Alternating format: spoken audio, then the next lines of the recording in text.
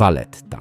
Niewielka stolica Malty, która kryje niezwykłe historie, imponującą architekturę i widoki zapierające dech w piersiach.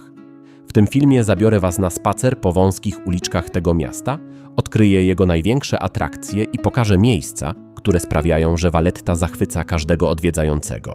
Zobaczymy m.in. monumentalną fontannę Trytona, górne ogrody Baracca z efektowną ceremonią wystrzału z armaty, konkatedrę Świętego Jana, czyli jedną z najpiękniejszych świątyń barokowych w Europie, bazylikę Matki Bożej z Góry Karmel z ogromną kopułą wybijającą się w panoramie Valletty, fort Świętego Elma, który jest jedną z najbardziej rozpoznawalnych twierdz Morza Śródziemnego i wiele innych ciekawych miejsc. Zapraszam do Valletty.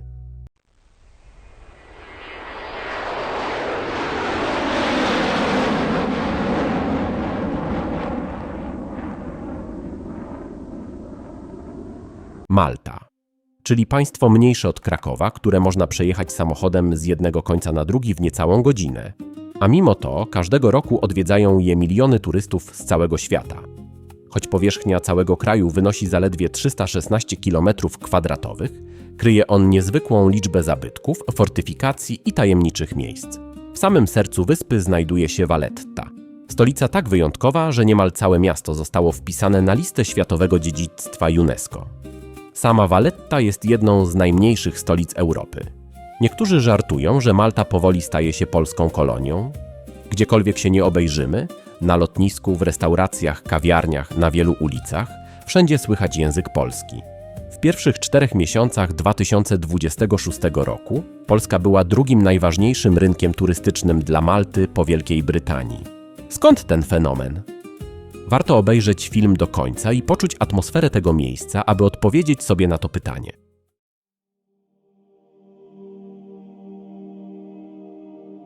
Zanim przejdę do Valletty, warto zwrócić uwagę na znajdujący się tuż przy granicach stolicy Malty kościół Świętego Publiusza we Florianie.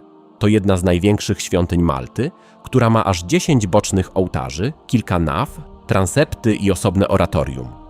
Pierwszy kamień pod świątynię położono w 1733 roku.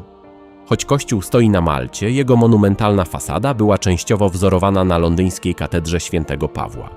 W 1942 roku kościół został ciężko trafiony podczas niemieckich i włoskich nalotów na Maltę. Zginęło 16 osób, a znaczna część kopuły i fasady legła w gruzach. W środku uwagę przyciąga monumentalny obraz przedstawiający męczeństwo Świętego Publiusza. Tuż przy Valletcie znajduje się Plac Niepodległości, a na nim kilka ciekawych pomników, które warto obejrzeć.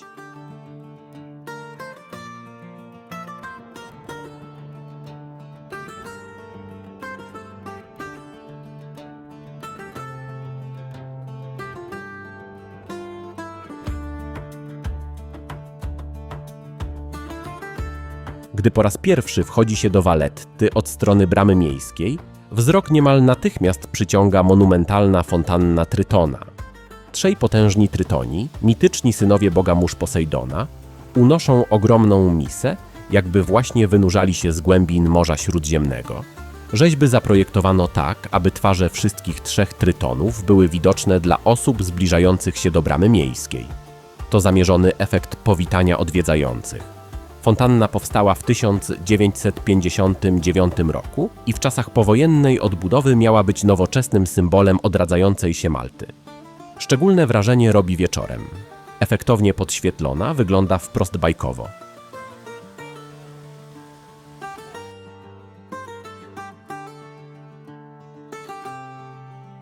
Tuż przed wejściem bramą miejską na główny deptak można dostrzec imponujące mury. Valletta należy do najlepiej ufortyfikowanych miast Europy. Jej potężne mury i bastiony są tak wysokie, że od strony morza miasto wygląda miejscami jak kamienna twierdza wyrastająca ze skał.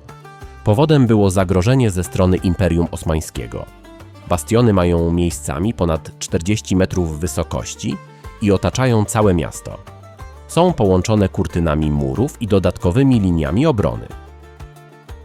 Wchodząc przez bramę miejską po prawej stronie można dostrzec parlament Malty, a zaraz za nim ruiny Opery Królewskiej.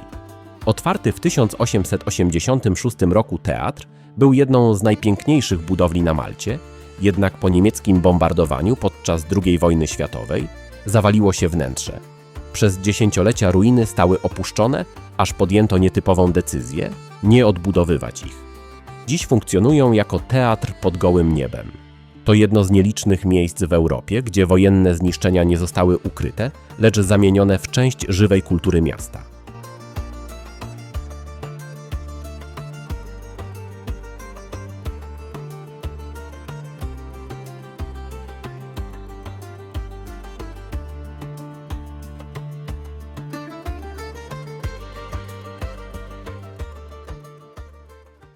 Tuż obok ruin znajduje się kościół świętej Katarzyny Aleksandryjskiej. Barokowa świątynia została zbudowana w XVI wieku dla włoskich rycerzy zakonu świętego Jana i zachwyca ośmiokątną kopułą. Naprzeciwko widać kościół Matki Bożej Zwycięskiej, który był pierwszym kościołem i prawdopodobnie pierwszym ukończonym budynkiem Valetty.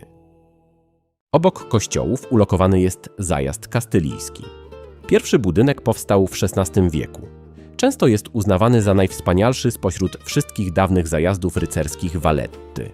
Od 1972 roku mieści się tu siedziba premiera Malty, a nazwa Castile bywa używana jako skrótowe określenie maltańskiego rządu.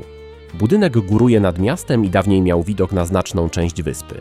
Na placu przy zajeździe można dostrzec pomniki ważnych osobistości dla Malty.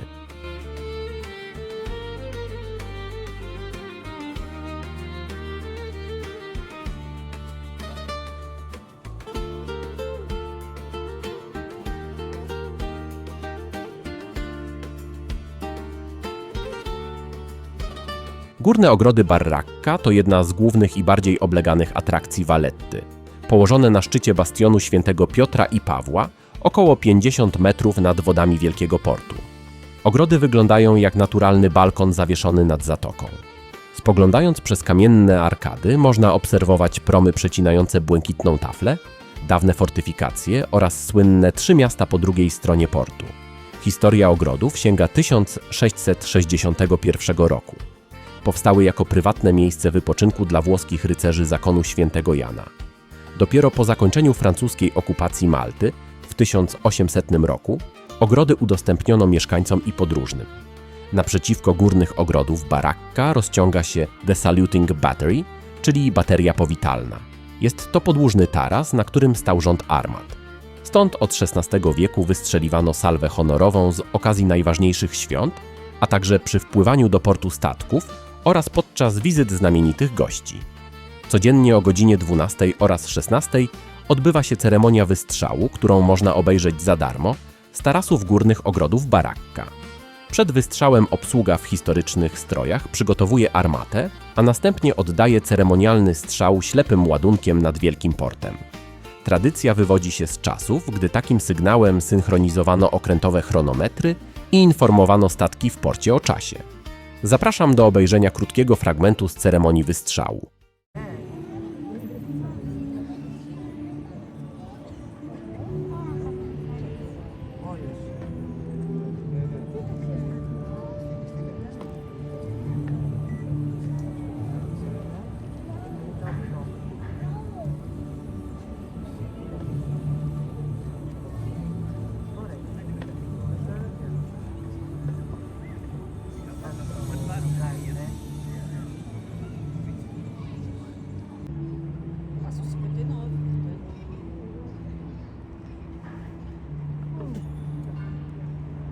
Unicorn, fire!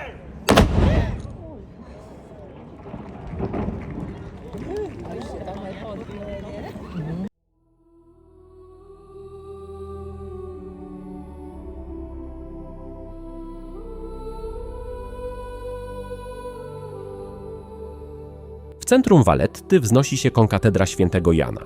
To jedno z tych miejsc, które z zewnątrz mogą rozczarować prostotą, a wewnątrz całkowicie zmieniają odbiór.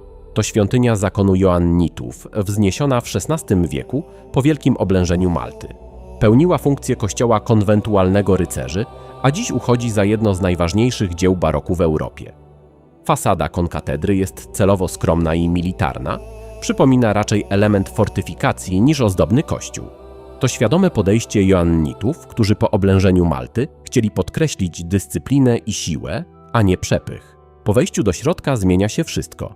Wnętrze jest niemal całkowicie pokryte złoceniami, rzeźbami i detalami kamieniarskimi. Szczególne wrażenie robi sklepienie z cyklem scen z życia świętego Jana Chrzciciela, czy złocony gęsty barok, który zalewa całe wnętrze. W oratorium konkatedry znajduje się jedno z najsłynniejszych dzieł malarstwa europejskiego. Ścięcie świętego Jana Chrzciciela, Caravaggia, jedyne podpisane przez artystę. Konkatedrę można samodzielnie zwiedzać od środka, od poniedziałku do soboty, od godziny 9 do 16:45. Bilet normalny kosztuje 15 euro. Można go kupić na miejscu w kasie, gdzie są długie kolejki, lub przez internet, do czego zachęcam.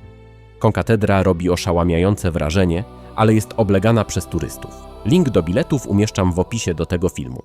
Zaraz przy konkatedrze uwagę zwraca neoklasycystyczny budynek sądów, który ma 6 ogromnych kolumn w porządku jońskim i trójkątny fronton, oraz Biblioteka Narodowa Malty, posiadająca jedną z najważniejszych kolekcji rękopisów i archiwów zakonu maltańskiego. Bezpośrednio przed biblioteką stoi pomnik królowej Wiktorii. Przedstawia siedzącą królową Wiktorię, owiniętą szalem z maltańskiej koronki. Pomnik przypomina o okresie brytyjskim na Malcie. Plac Świętego Jerzego od ponad 400 lat pełni rolę reprezentacyjnego salonu stolicy Malty. To największy plac w Valetcie, na który można dojść ulicą Republiki. Po jednej stronie znajduje się Pałac Prezydencki, a po drugiej imponujący Pałac Wielkiego Mistrza. Budowę pałacu rozpoczęto krótko po założeniu Valetty. Od XVI wieku był on siedzibą rycerzy zakonu świętego Jana, później brytyjskich gubernatorów, a dziś mieści urząd prezydenta Malty. Z zewnątrz pałac wydaje się zaskakująco skromny. Rycerze zakonu świadomie unikali przesadnego przepychu na elewacji. Bogactwo miało olśniewać dopiero po wejściu do środka. Pałac Wielkiego Mistrza jest udostępniony dla odwiedzających. Do zobaczenia są dwie całkowicie różne części kompleksu: zbrojownia oraz apartamenty państwowe wraz z salami reprezentacyjnymi. Na apartamenty oraz zbrojownię obowiązuje wspólny bilet. Cena biletu normalnego wynosi 12 euro. Pałac i zbrojownia otwarte są codziennie od godziny 10 do 18. Bilety można kupić na miejscu, ale są one również dostępne w pakiecie na karcie Heritage Malta Multi-Site Pass, o czym szerzej opowiem później. Linki umieszczam w opisie do tego filmu. Zwiedzając Valettę warto zagubić się w ciasnych uliczkach i popatrzeć na nietypową architekturę. Najbardziej charakterystycznym elementem miasta są kolorowe, drewniane, zabudowane balkony. Wysuwają się nad ulicę niczym niewielkie latarnie zawieszone na fasadach domów. Zabudowa miasteczka jest tak gęsta, że często kościoły są wręcz wciśnięte i trudno je obejrzeć z dalszej perspektywy. Z praktycznych informacji z pewnością warto rozważyć kartę Heritage Malta Multi-Site Pass. Jest ona ważna przez 30 dni i gwarantuje darmowy wstęp do ponad 20 atrakcji historycznych i muzeów. Cena karty dla dorosłych wynosi 60 euro. Studenci i seniorzy zapłacą 45 euro, natomiast dzieci 30 euro. Atrakcje w ramach karty, którą można kupić przez internet, znajdują się nie tylko w samej Valetcie, ale na całej Malcie, w tym na wyspie Gozo. Sam zakupiłem taką kartę i mogę ją polecić w przypadku chęci zwiedzania od środka zabytków i muzeów. Szczegóły z linkami w opisie do tego filmu. Będąc przy dolnych ogrodach Baracca, warto zwrócić uwagę na pomnik ofiar II wojny światowej. Monument został poświęcony ponad 7 000 mieszkańców Malty oraz żołnierzy, którzy zginęli podczas oblężenia wyspy w latach 1940-1943. Malta była wówczas jednym z najintensywniej bombardowanych miejsc świata.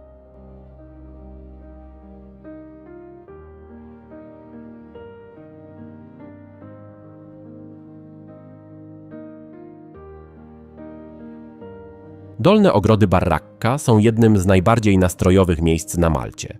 W przeciwieństwie do bardziej znanych górnych ogrodów Baracca, panuje tu cisza i spokój, dzięki czemu łatwiej poczuć atmosferę dawnej twierdzy górującej nad morzem. Sercem ogrodów jest monumentalna neoklasycystyczna świątynia Aleksandra Balla. To brytyjski admirał i pierwszy komisarz cywilny Malty pod panowaniem brytyjskim. Budowla wzorowana jest na starożytnych greckich świątyniach.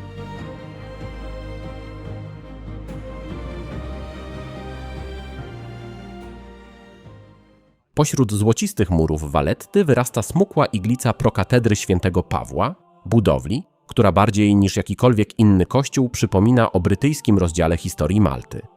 W przeciwieństwie do bogato zdobionych barokowych kościołów Malty, prokatedra zachwyca elegancją i umiarem.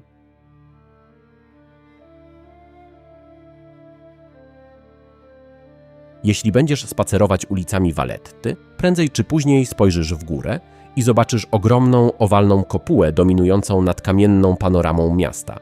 To właśnie Bazylika Matki Bożej z Góry Karmel, jedna z najbardziej rozpoznawalnych świątyń Malty. Jej historia sięga XVI wieku, kiedy karmelici otrzymali parcelę w nowo powstającej stolicy wyspy. Dzisiejsza bazylika jest efektem wieloletniej odbudowy prowadzonej po II wojnie światowej. Najbardziej charakterystycznym elementem budowli jest monumentalna kopuła o wysokości około 42 metrów. Wnętrze zaskakuje przestronnością i elegancją. Jasne ściany z maltańskiego piaskowca kontrastują z czerwonymi marmurowymi kolumnami. Bazylikę można zwiedzać samodzielnie za darmo. W Valetcie, o czym już wspomniałem, często wciśnięte w uliczki są ciekawe kościoły, których w stolicy Malty nie brakuje. Przechadzając się po mieście, warto odwiedzić Bazylikę Matki Bożej Bezpiecznej Przystani i Świętego Dominika, kościół Świętego Mikołaja czy kościół Świętej Marii Magdaleny. Wszystkie wyżej wymienione świątynie znajdują się blisko siebie, przy Merchant Street, czyli po polsku ulicy Kupieckiej.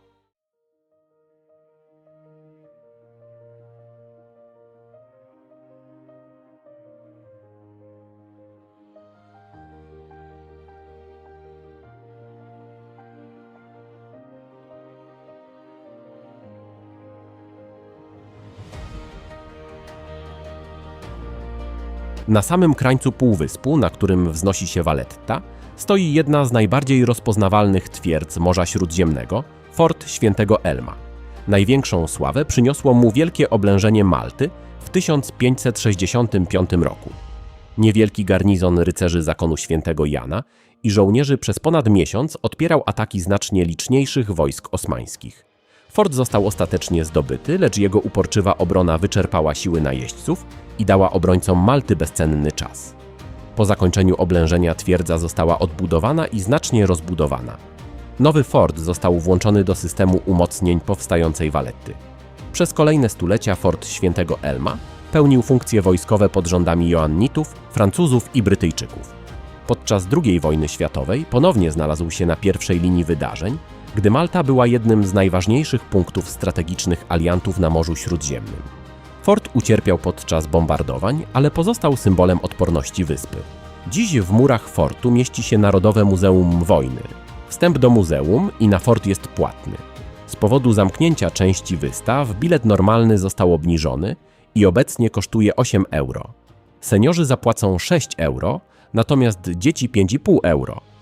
Link do szczegółowych informacji umieszczam w opisie do tego filmu. A Tobie jak podobała się Valletta?